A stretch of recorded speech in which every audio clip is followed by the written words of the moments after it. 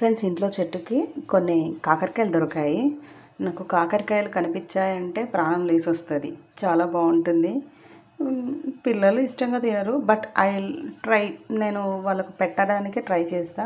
So ఇన్ని దొరికాయి. ఆ దొరికిన కాకరకాయలకు ఒక 2 ఉల్లిపాయలు 2 టమాటాలు చేసి దగ్గరికి చిన్న కర్రీలాగా చేస్తున్నానండి. ఆయిల్ వేడవుతుంది. జనరల్గా కాకరకాయ చేసే విధానంలో చేస్తే చేదు ఉండదండి. హోప్ నేను కాకరకాయను రెగ్యులర్గా ఎలా చేస్తానో మీకు ఇప్పుడు చూపిస్తాను.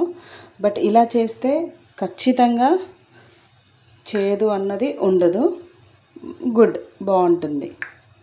ముందుగా ఆయిల్ వేడెక్కిన తర్వాత ఇలా నేను కాకరకాయని ఆయిల్లోనే పచ్చితనం పోయేంత వరకు కూడా ఫ్రై చేసుకుంటాను.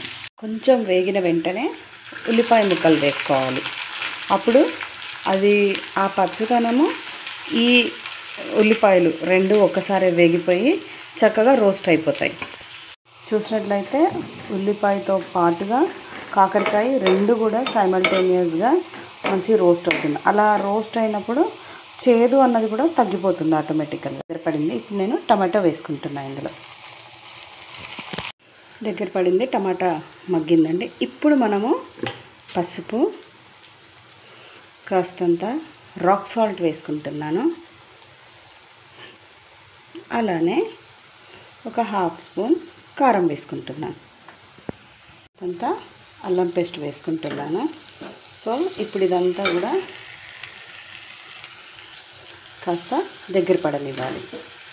ఆల్మోస్ట్ కుక్ అయిపోయిందండి. సో దిస్ ఇస్ ఫ్రెండ్స్, కాకరకాయ టమాటా కర్రీ చక్కగా మగ్గిపోయింది.